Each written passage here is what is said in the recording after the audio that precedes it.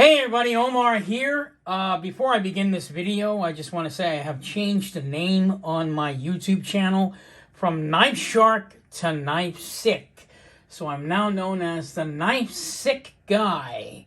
There's just way too many people on Instagram and everywhere called Knife Shark, and I thought I'd just change it up. So enough of that. So let's get into this video, shall we? I'm going to try and not shake the camera like I did before. I'm still looking on for other options to do a video other than this stand that I've got.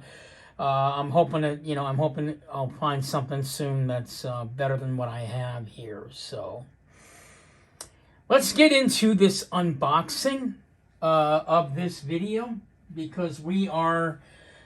this is not the only iteration of this knife that I have here, so let's just go ahead and open it up, and we'll do the specs and everything. So let's take it out and see what we got. So if the dog looks familiar to you, you've got the knife correct. We are now looking at Boost Blade's latest offering, and this one is from Blade HQ. So I bought this one on Blade HQ, so let's go ahead and take a look at what I got. Let me see the dog, and of course the very familiar Your Knife inside. So we're going to take out the knife inside and check it out. There's a dog there. I'm actually going to hold the knife up so I don't shake the camera when I do this. Got nice, and we hope you enjoy your knife.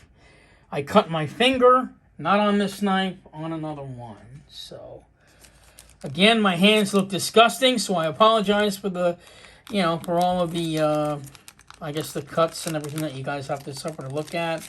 But I really didn't want to wear the gloves, so I'm just going to continue to try and work on my hands and get them better. So let's go ahead and take a look at what I got here. This is the Boost Blades Smoke 2.0. We're just going to have a good quick look at this, and then I'm going to go ahead and get into the stats. So let's take a look at this knife. Take a look at the carbon fiber on it, and I'll talk about it. There you have it. Titanium on the other side. I got the Arctic Blue. Marble carbon fiber on this is quite stunning in the light. As you can see, that kind of does the shimmy thing off your eyes. Really very nice. We've got a 3.5-inch M390 blade. There's the famous dog on the knife and the M390 stamp. Really nice. I do like the blue, Arctic blue color. Now, as you guys know, this is going to be kind of a quick unboxing, because I'm going to compare this to the original. And we'll take a look at this one versus the Smoke TS1 and what the differences are. So let's go ahead and get right into this knife. I'll go ahead and open it up, and we'll just quickly go over the stats. And you can look at the knife while I tell you the stats.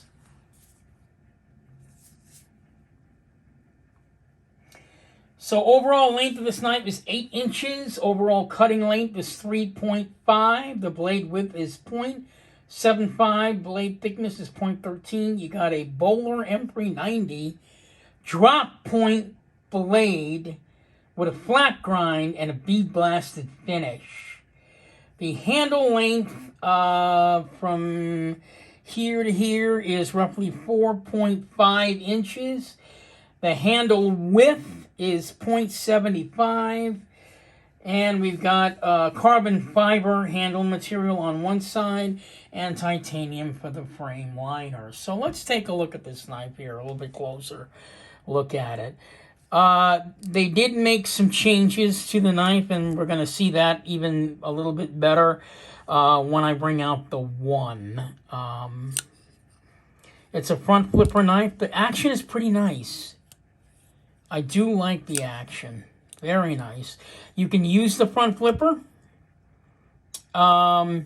if you like, or if you're not a front flipper person, you can also middle finger flick this guy. It does work that way as well.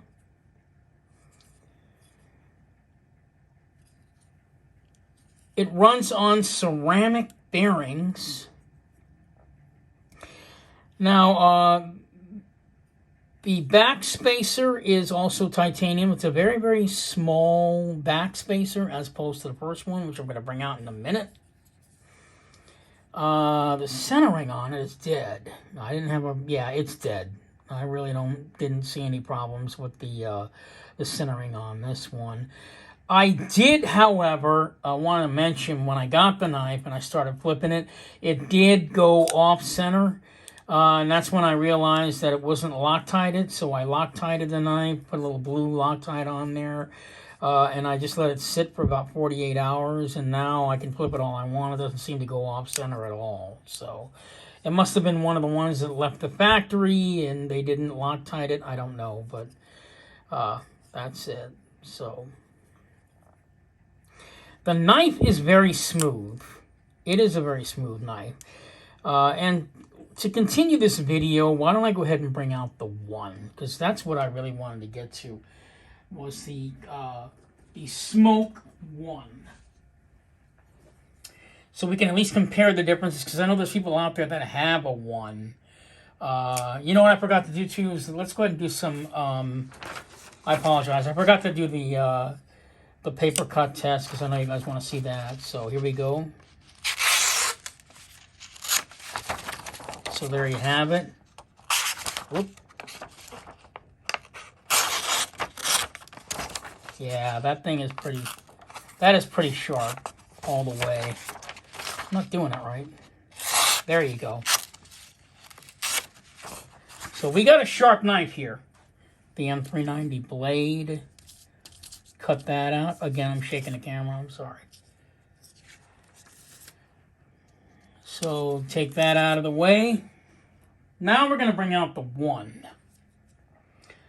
Because this is where the video gets interesting. I didn't want to spend too much time on the unboxing. I wanted to basically compare this knife to this knife. So let's take a look at the design. I'm going to hold it this way so we can see.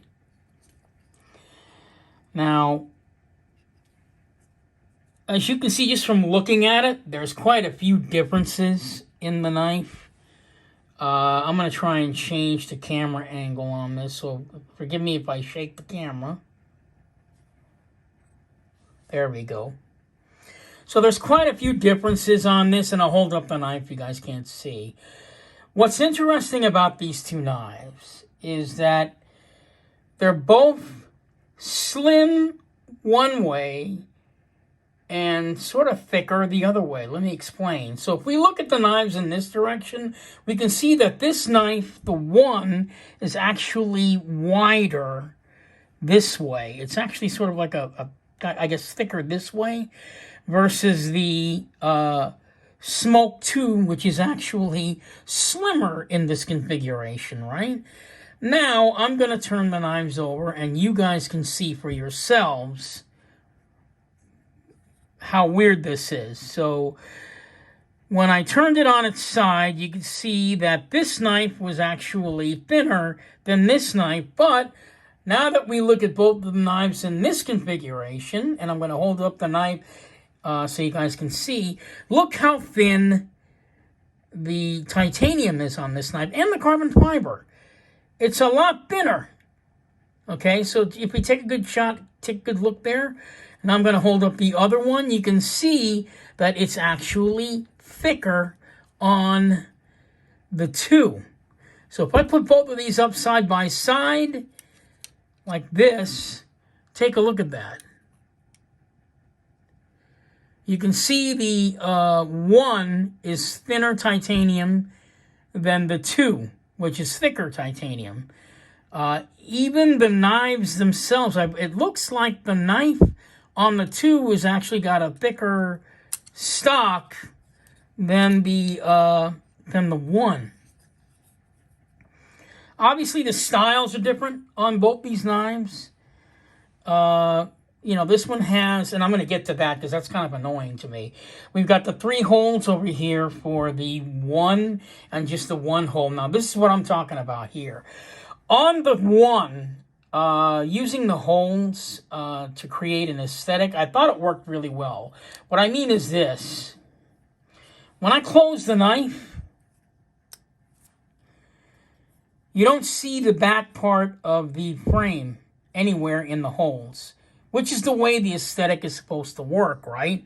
It's supposed to do that. That's how you want it to look. You open it, I can see the back part of the knife, the blue titanium, I can see that. And then when I close it, now I can't see it anymore. All I see is the knife. Now let's look at the 2. And this is what I found annoying about this aesthetic. You can see the back end of the titanium beautifully, right? But check this out. I closed the knife, and this really annoyed me. Maybe it doesn't annoy you guys, but it really annoyed me. You can still see the titanium behind. It's like what I think what they should have done was make the carbon fiber a little bit higher up, so it covers it, so the knife is covered completely, and you don't see the back. I just found that kind of annoying. I'm getting over it now, but it doesn't quite work aesthetically as well as with the 1. It was really well thought out by in that sense. But if William Booz wanted to improve the aesthetics of the knife, I would probably make the carbon fiber a little bit higher up so I don't see the back of that, that blue that's sticking out in there. I didn't like that. The flipper tab has changed. On the 1, it's kind of small. But on the 2, it's much more predominant on it, which is nice. It's almost like William Booz designed the 2 for people who've never, ever owned a front flipper. And maybe this could be like your first front flipper. Maybe. I don't know. Another form of deployment that has changed are the holes for the middle finger flick, I guess you want to call it. That's what I'm going to call it. On here, you can do it, but it takes some practice because the hole is so thin and not quite as wide. So you have to kind of get used to flipping this like I have thousands of times since I've gotten it. Now it's like no problem for me. Versus the 2, where he's made the hole, you can really see it. And you should really have no problem at all releasing that or, flipping it that way if you want to. He kept the same design with the pivot on the knife. But what made the first version of the knife so compelling, and my buddy Jim, who's President Merklin Muffy on Instagram, if you want to check him out, he's got a hell of a knife collection, that guy. Beautiful, beautiful stuff he's got. In fact, I think his knife collection is better than mine. Jim pointed out that this has a 3-beam, which I never even noticed. So you've got the 3 holes right in the front, and then you've also got the 3 here on the pocket clip. You've got the pivot. You've got these 2 screws here as for 3. So the whole thing seems to sport a 3-beam, including the pivot, with the 3 lines on there. So I thought that was kind of something interesting to point out, which I didn't notice. And then, of course, you look on the back, and the back spacer, again, 1, 2, 3, right? And then 1, 2, and then 3 again. So he really, really nailed the aesthetics. One thing missing on the 2, which I'm sure a lot of you guys are probably not going to like, no lanyard hole. Sorry, guys. If you're into lanyards, you're not going to get one on this one. But on the 1, he did put one on there. I don't know why he didn't include one. But I myself, as a knife maker, I don't use lanyards, so I'm fine with that. I'm kind of weird in that way. If a knife doesn't have a pocket clip, I'm also fine with it. But, yeah, the pocket clip, I want to have it on there, even though I don't use it. So I never use lanyards, I never use pocket clips, but I need the pocket clip on the knife, period. But then again, I've got some desk horns that don't have pocket clips, but he did supply a really nice leather pouch for those. So I can't complain. Another big difference between this, which I thought was really weird, Let's take a look at the relief cuts on these, shall we? Let's turn it over. So on this knife, the relief cut, I'm going to hold it up. Actually, let me hold it up in my hand on both of these so you can get a better look. That way I don't shake the camera. The relief cut is positioned weird on this. On the one, it's where we're normally used to seeing it, a little bit further below. But on the two, it's like in the middle, which I thought was weird. But oddly enough, it doesn't seem to take away from your comfort of deploying the knife. I mean, obviously, when I hold this knife, you know, my ringer finger rests right there, so I can flip it, right? That's where I put my ringer finger, is right on the relief cut there. But on the two, took me some getting used to. It's actually the middle finger that goes right onto the relief cut so you can flip the knife over. It's still a little bit weird and a little bit odd, but it works. It works. I can't say it doesn't work. The pocket clips, let me close this out here. Yeah. The pocket clip is obviously slightly longer on the two than it is on the one. Let me hold up the knives again so you guys can see. Yeah, the pocket clips are slightly longer on the two right here than on the one. So that's interesting. Not sure. Neither one of them are deep pocket clip carry anyway, but I mean, you know, pocket clip not so big on this one and not so, but pretty bigger on this one. But like I said, it's the configuration of the knives that changed everything. The fact that the knife is slimmer in this configuration and yet thicker in this configuration to each other, which I thought was weird. Detent on the knives. On the one, yeah, it's got a medium detent. On the two, the detent is slightly softer, but not by much. Not by much. What's nice about this knife is because the front flipper mechanism is so huge, you can open it slowly and not have to slam it. So that's kind of a nice feature. I mean, I kind of like that I can do it fairly, you know, I can open it slowly if I want to on the two. On the one, you can do the same thing, but it takes practice. Because it's usually all the force in your thumb is up towards the tip because the flipper tab is so tiny. So you kind of have to control your strength when you open the knife if you want to open it slowly. So there I am doing it. And yeah, it's not as comfortable opening it slowly, even though I can on the one, than it is on the two. So that's kind of nice. Now, this is going to be the most important part of the knife thing, and probably a lot of you guys that never owned, that are looking to get a two, this is probably going to piss you off.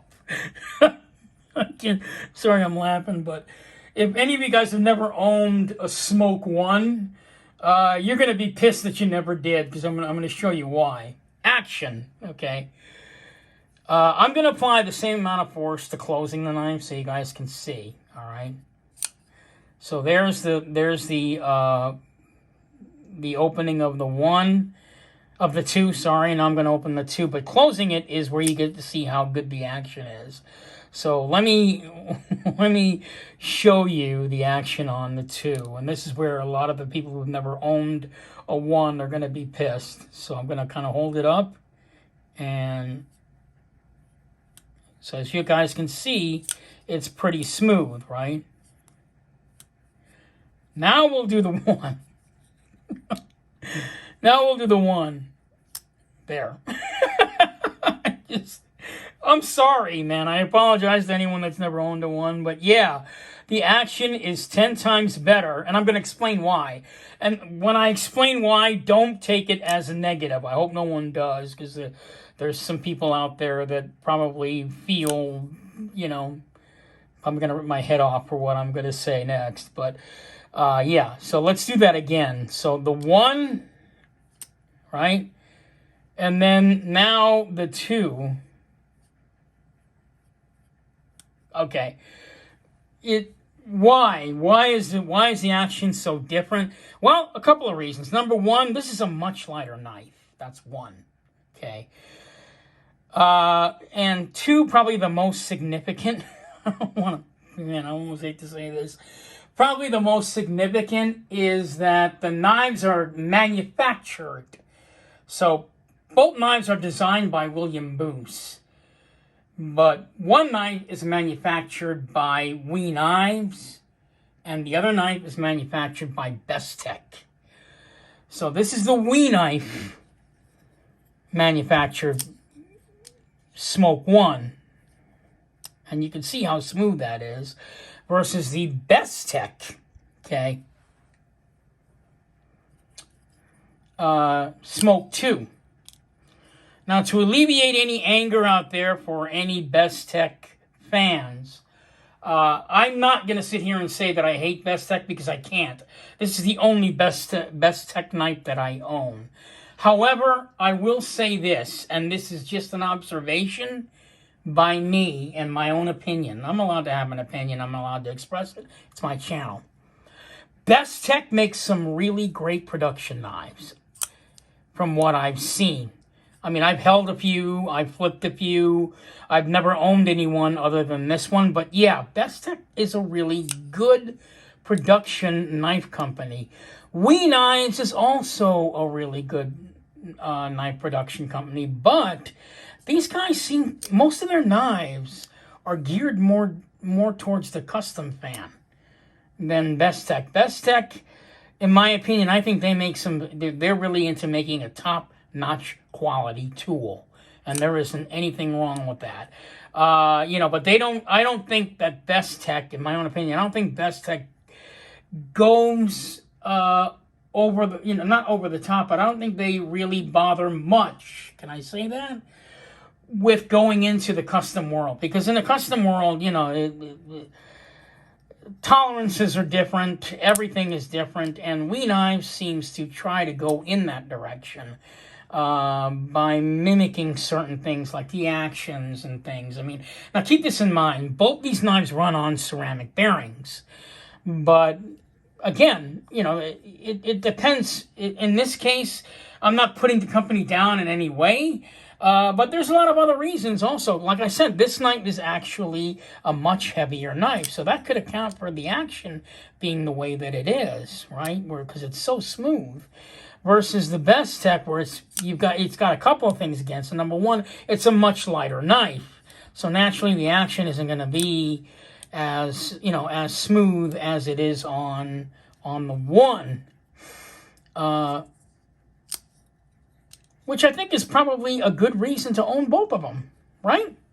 I mean, I really don't want to sit here and say that one is better than the other, because I'm going to be honest with you, I like both of them, and I'll carry both of them on any day, with the expectation that I expect, the knife to be totally two different knives. So, to make a long story short, what I'm saying is that for anybody out there that owns a Smoke 1, do not look at the Smoke 2 as an improvement over the Smoke 1. That is not what the knife was made for.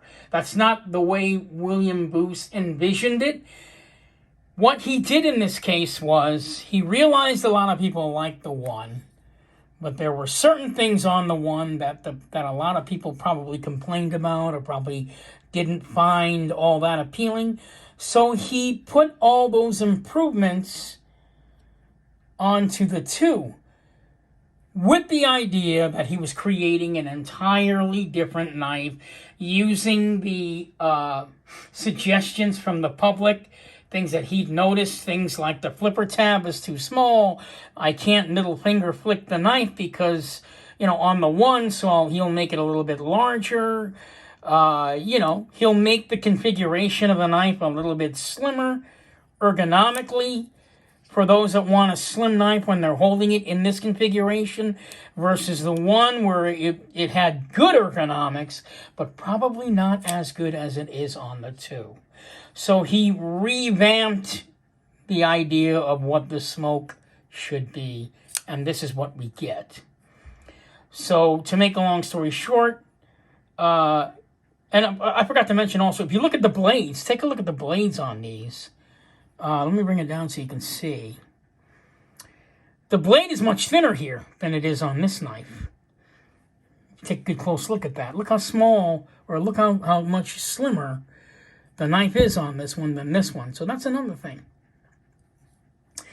But in any case, he took all of the things that people complained about on the one and then created an entirely different new knife and called it the Smoke 2. So the Smoke 2 really is an entirely different configuration knife, an entirely different knife than the one. And that's the way you should be looking at these knives. The one was really great, but who's not to say that the 2 isn't? Even though it's made by a different company. Who's to say that? Again, it's everybody's opinion. If you buy this knife and you love this knife and you think it's fantastic, then it's fantastic. Who gives a shit what Knife Sick Guy says, right? You're the one that owns it. You're the one that's going to buy it. And for those of you that already own a one and you're like me, don't downgrade what is in front of you with the 2. Accept the 2 on its own terms and enjoy your one. Okay? So this is Omar, the Knife Sick Guy, giving you my full review on both the Smoke 1 and the Smoke 2. And to close out this video, I have got another knife coming tomorrow. That one's going to be a Benchmade discontinued piece, but I think that'll be kind of fun to do that video. I have not done a knife video in a while, so I do apologize to all my former Knife Shark fans who are now going to be Knife Sick fans, hopefully. It's been a while because I've been kind of holding back on my purchases. You know how it is. Sometimes you don't buy anything for a long time. You kind of want to just sort of step back, take a look at your finances, and you know what I mean? You get into these moods. But now I'm back into buying again, so now we've got, knives that are coming. And not only did I do a video on these 2 knives today, but I've got 2 more knives that I'm going to be doing a review on and a watch. So I've got some stuff coming up. And I will see you guys in the second Knife Sick video. I hope people like my new name. I had to change it. I just didn't want to, be confused with some other Knife Shark guy. But in any case, I will see you guys in the next video. Again, make up your minds. This is what is now available to you as far as getting a Smoke. For those of you that have not ever owned a Smoke 1, I think you're getting a really nice offering here. And I wouldn't judge the knife based on what company manufactured it. Just buy the knife. Check it out. If you like it, you like it. If you don't like it, you don't like it. And again, for those of us that own a Smoke 1, enjoy your Smoke 1, but accept the Smoke 2 on its own terms for whatever it has to offer and whatever you can find great in it. I'll see you guys in the next video. This is Omar, the Knife Sick Guy. And you guys have a wonderful evening and enjoy your weekend.